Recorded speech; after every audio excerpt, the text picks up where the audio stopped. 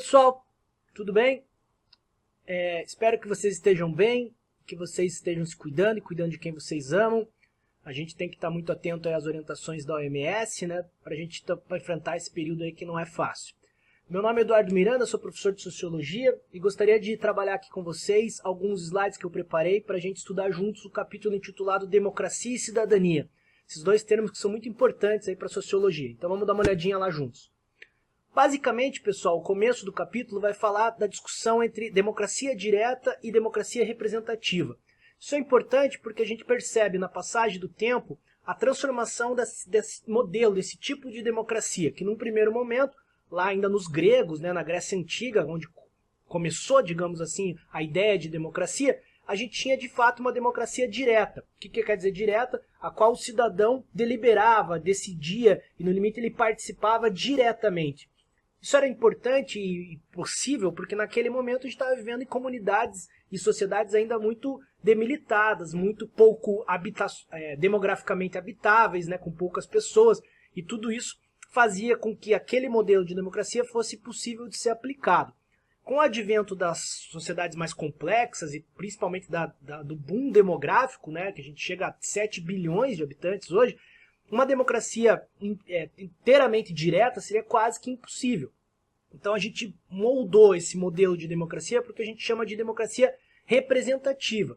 Quais são as características dessa democracia representativa? Basicamente, a gente tem 3 itens importantes nesse processo, né? A gente tem que lembrar que essa democracia representativa ela elege lideranças, então, através da representação de algumas pessoas, um grupo de pessoas atua, né? Então a gente elege através da eleição e da questão representativa um conjunto que a gente chama de elite política que faz a função de representar um conjunto maior aí de eleitores, de cidadãos.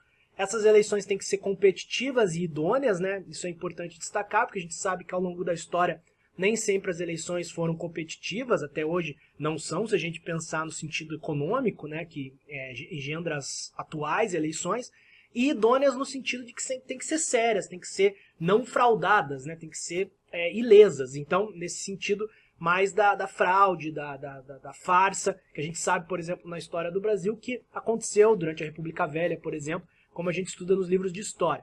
Um terceiro item importante também, que é a ideia de igualdade política, ou seja, aquela ideia de que todo voto vale um, né? Então a gente tem uma igualdade, a pessoa não interessa se ela é branca, magra, alta, negra, do sul ou do nordeste, cada voto tem um peso 1, e isso faria a igualdade dos votos, a igualdade política dessa democracia.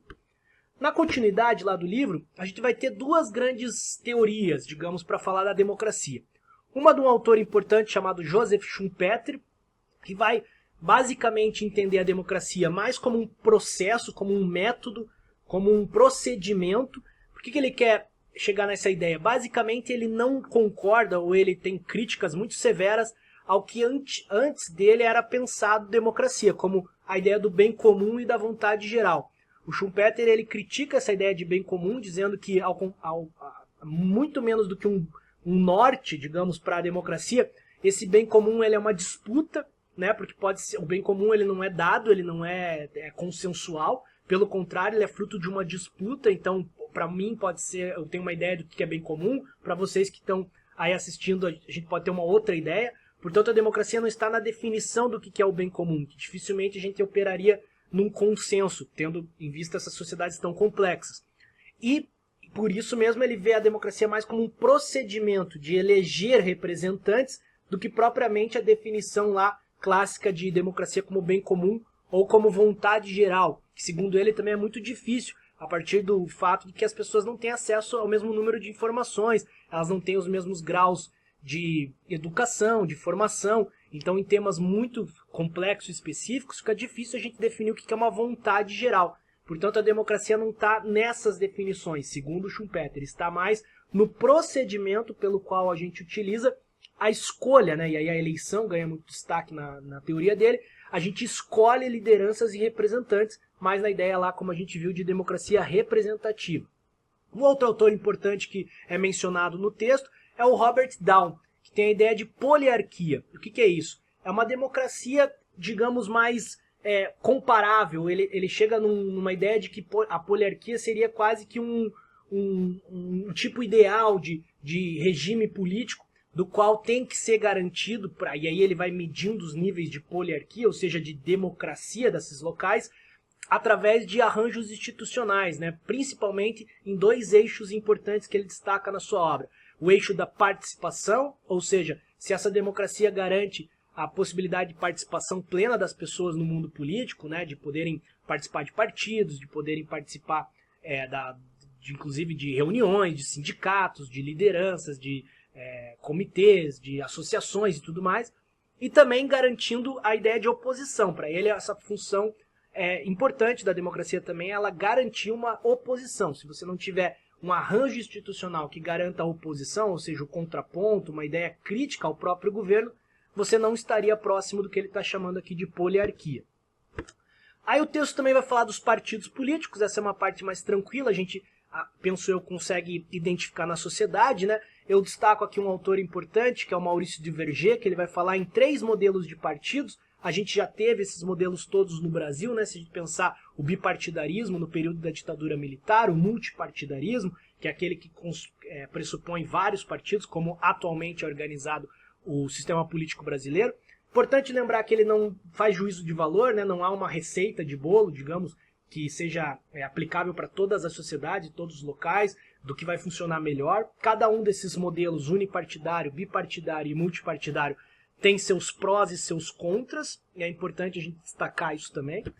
E também, ali no finalzinho dessa primeira parte do texto de vocês vão ter uma menção ao número de partidos efetivos, né? Que é um cálculo muito específico que a gente usa na ciência política para trabalhar quais são os partidos que realmente importam, aqueles que realmente têm peso no dia a dia da política. Porque a gente sabe que no sistema multipartidário, muitas vezes os partidos são mais de fachada, de aluguel, né? São partidos com pouca estrutura ideológica, com pouca militância, onde os representantes diversas vezes trocam de partidos e eles seguem uma lógica muito mais clientelista, que a gente vai ver lá na frente agora, do que propriamente uma lógica ideológica, partidária, identitária de partidos. E os partidos políticos no Brasil, esses mais fortes, são muito menos em volume, né, do que a gente tem nas siglas, que a gente passa de 30, 40 partidos aí na realidade brasileira, dependendo do tempo. Depois a gente vai falar um pouquinho sobre sistemas de governo, isso é importante também destacar. A gente tem lá basicamente 2 grandes grupos de sistema de governo, né? O primeiro sistema é o presidencialista, que geralmente está nas Américas, né? As Américas são quase todas elas, os países são presidencialistas, e ele tem uma série de características que o diferem do parlamentarismo, que de maneira geral tem a Europa como grande representante, ou os países da Europa, né? Em especial a Inglaterra para o parlamentarismo, que é onde ele mais ou menos nasceu e tem características muito próprias, e do presidencialismo os Estados Unidos da América, que foi quem mais ou menos inventou esse sistema chamado presidencialista, que hoje faz parte do sistema de governo do Brasil, né? Então vamos dar uma olhadinha rapidinha lá. O presidencialismo ele tem basicamente 3 características, né? O chefe de governo é o chefe de Estado, eles são a mesma pessoa. As eleições são diretas para a presidência da República, então há uma eleição majoritária simples, né? Onde o candidato que tem mais votos leva a eleição, ganha a eleição. E a gente tem a ideia de que o poder executivo é separado do legislativo, ou seja, nós, eleitores, elegemos o poder executivo, diferente, muitas vezes, do poder legislativo. Então, a gente pode votar para uma pessoa com uma determinada ideologia, com uma determinada proposta, como acontece muito na realidade brasileira, para a presidência da República, ou seja, para um cargo do poder executivo, e pode também votar para outro legislativo, um senador, um deputado federal, por exemplo, de outra bandeira partidária, de inclusive outra ideologia, o que nos dá uma autonomia muito importante em relação ao voto, a gente escolhe o voto enquanto eleitor, mas nos causa um problema lá na frente de, muitas vezes, de governabilidade, que é uma palavra importante aí dentro do presidencialismo, a gente já vai ver lá na frente quando a gente falar de presidencialismo de coalizão. Lembrando que esses sistemas, assim como a gente falou do sistema partidário, não tem uma receita de bolo. Se tivesse, todos os países aplicavam e teriam democracias bem consolidadas e importantes e tal. A gente tem prós e contras em cada um deles, né? O parlamentarismo, por sua vez, ele tem o chefe de Estado diferente do chefe de governo. Nas figuras lá do primeiro-ministro, do chanceler, a gente está vendo muito isso nas notícias internacionais agora, né? E cada um e são pessoas diferentes, né? Geralmente o chefe de governo é aquele que atua no dia a dia da política, tipo o primeiro-ministro, o chanceler, o premier, daí depende muito do país que a gente está falando. E o chefe de Estado é aquela figura mais simbólica, como no caso da Inglaterra é a rainha, né? Ela é chefe de Estado, digamos, da Grã-Bretanha, da Inglaterra, e no sistema parlamentarista, mas com pouco, digamos, manejo no dia a dia da política, que fica a cargo do primeiro-ministro, que no caso lá na Inglaterra, para continuar o exemplo, é o Boris Johnson, que está até numa situação muito complicada lá na Inglaterra agora de saúde. Outro dado importante é que as eleições são indiretas, ou seja, o que vai explicar também o terceiro item ali, que o executivo e o legislativo vêm juntos, né? Então eles fazem parte da mesma equipe de governo. Por que isso? Porque eles são eleitos pelos eleitores, né, pelo cidadão comum, numa única maneira. Então a gente tem a eleição direta no sentido de que lá na Inglaterra, por exemplo, os cidadãos, os britânicos, os ingleses elegem primeiro o parlamento, os deputados federais, que seriam aqui no Brasil, e os deputados federais numa eleição indireta, onde os cidadãos já não participam mais, eles ali no parlamento elegem o primeiro-ministro.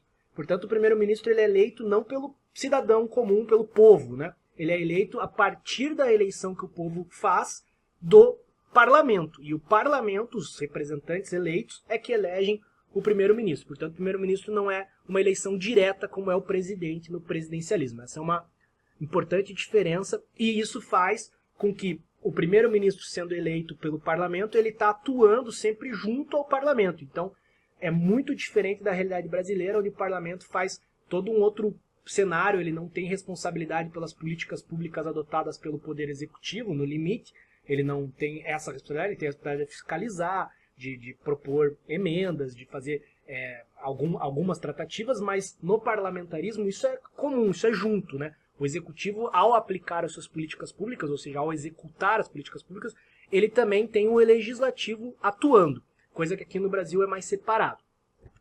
Bom, e por fim, nessa primeira parte, eu gostaria de apresentar também o conceito de presidencialismo de coalizão, que foi, construído por um importante cientista político brasileiro chamado Sérgio Abranches, que ao estudar lá o Congresso Nacional, os mecanismos da prática do dia a dia legislativo, ele percebeu que o presidencialismo no Brasil é um presidencialismo de apoio, ou seja, ele precisa sempre de apoio, porque o presidente, muitas vezes, ou na maioria das vezes, ele não elege uma maioria já a partir da eleição, né? O presidente Bolsonaro, atualmente, ele tem lá 90, a maior bancada faz parte do seu partido, oriunda da eleição, mas ele com 90 deputados num universo de 513, ele não consegue aprovar as suas propostas, né? Ele precisa de mais apoios de outros partidos.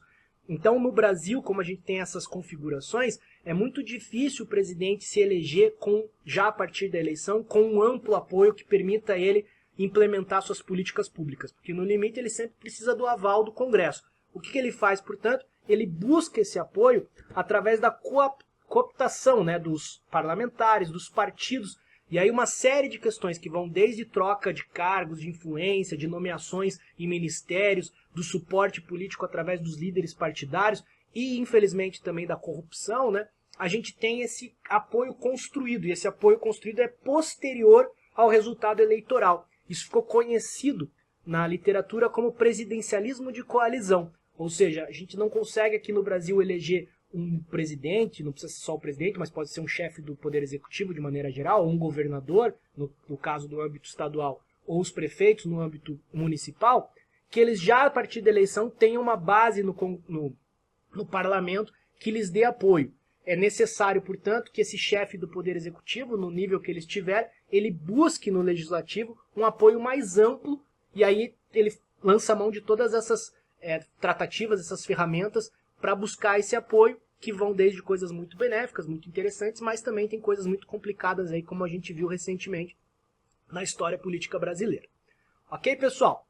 Eu vou terminando aqui essa primeira parte. Um abraço aí para vocês.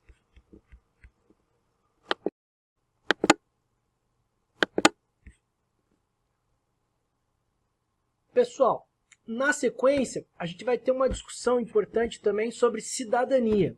E aí o livro é bem sucinto, né? E vocês vão perceber que a gente tem um moderno entendimento de que cidadania é basicamente a junção, né? A trinca de três grandes conjuntos de direitos. Os direitos civis, os direitos políticos e os direitos sociais.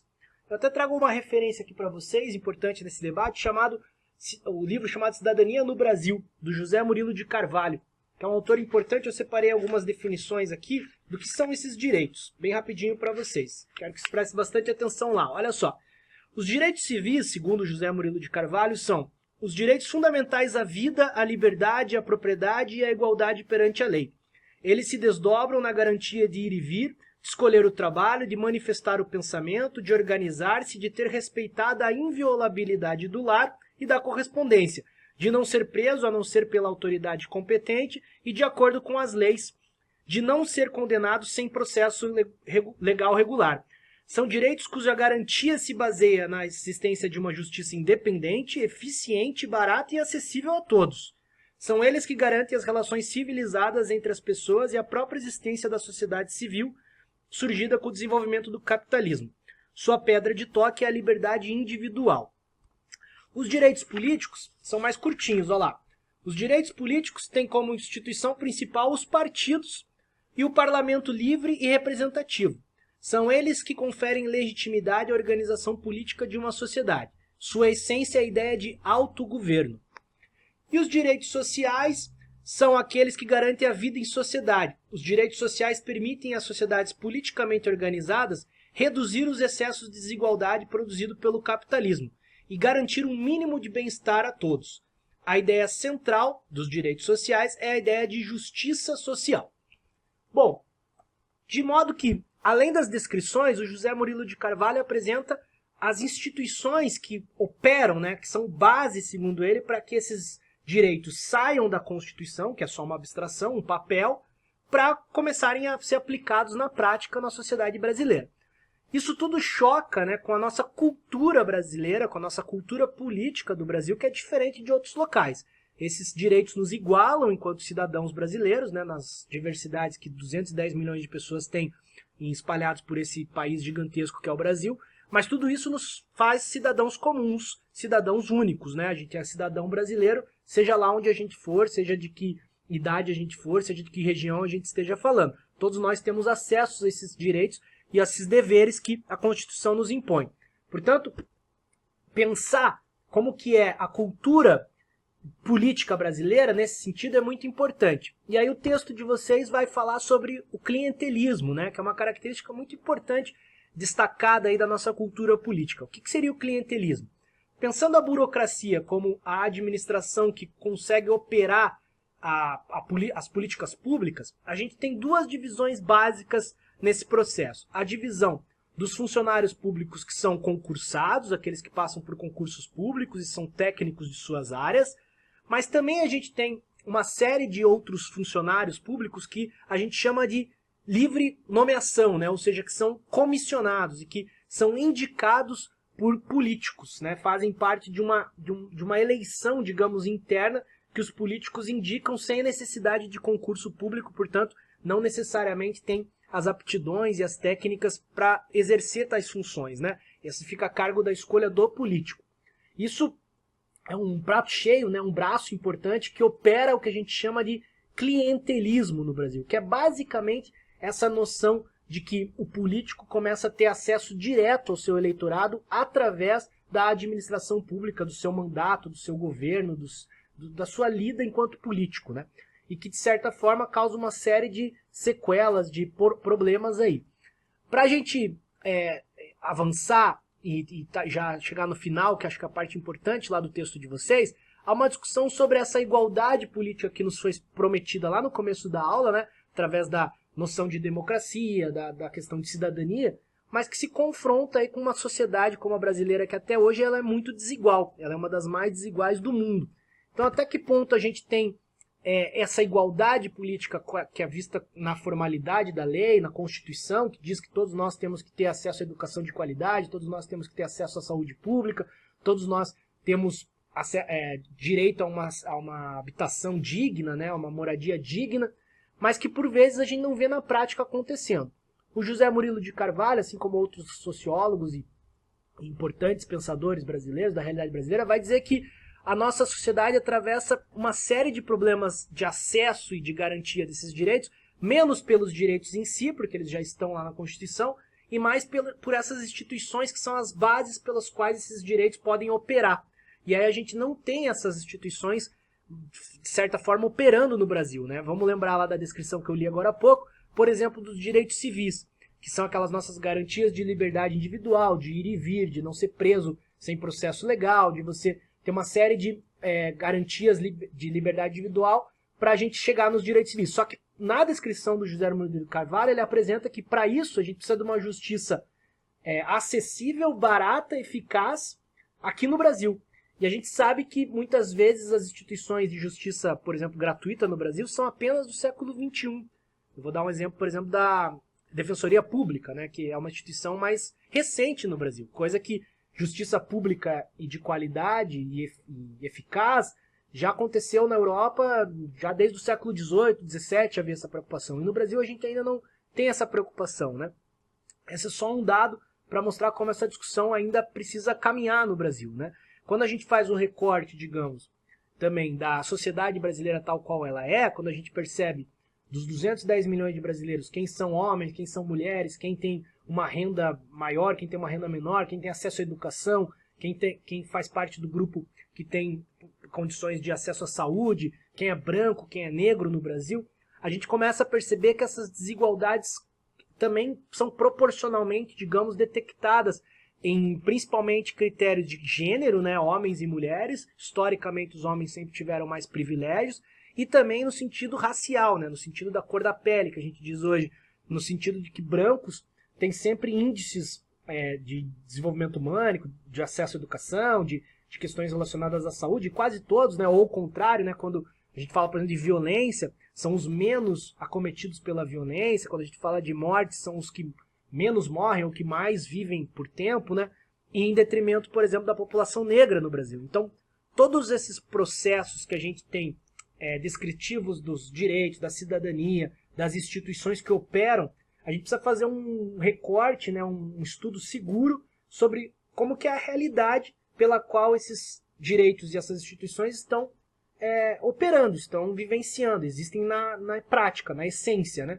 E aí, quando a gente faz essa análise, a gente percebe que a sociedade brasileira ela é muito desigual, né? Ela é extremamente desigual, e isso também impacta no modelo, no tipo de democracia e de cidadania que a gente tem. Vou dar só um outro exemplo para pensar, por exemplo, os direitos políticos, né? Lá na descrição do José Hermenegildo de Carvalho, a gente viu que os direitos políticos são aqueles basicamente relacionados à nossa possibilidade de votar, de ser votado, de participar de assembleias, de votações, de acompanhar uma sessão plenária de um legislativo municipal, estadual ou federal no Congresso Nacional, mas que para eles existirem na prática, não só na lei, no direito, a gente precisa ter parlamentos livres e representativos. Vamos pensar, por exemplo, nos parlamentos representativos. Eu nem sei da onde vocês, alunos nossos, são, né, do sistema positivo do nosso Brasil todo, mas eu posso já lançar um desafio que eu percebo que vocês vão ter muita dificuldade, porque eu não conheço a realidade de vocês, mas eu conheço o que a sociologia diz sobre a realidade brasileira, e certamente vocês vão ter muita dificuldade, por exemplo, de ver no parlamento aí municipal da cidade onde vocês vivem, todas elas têm uma Câmara Municipal, por exemplo, que é o legislativo no âmbito municipal, essa representação da sociedade, por exemplo, em dois critérios que eu vou mencionar aqui, que são importantes.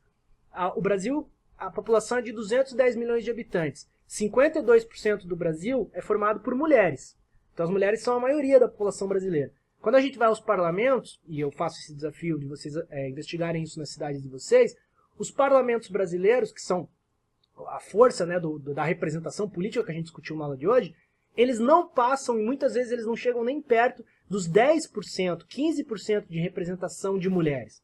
Portanto, se a gente tem o parlamento lá na definição clássica, teórica, do José Hermenegildo de Carvalho, que ele precisa para a gente atingir esse 1/3 da cidadania, que são os direitos políticos, né, somados aos direitos civis e aos direitos sociais.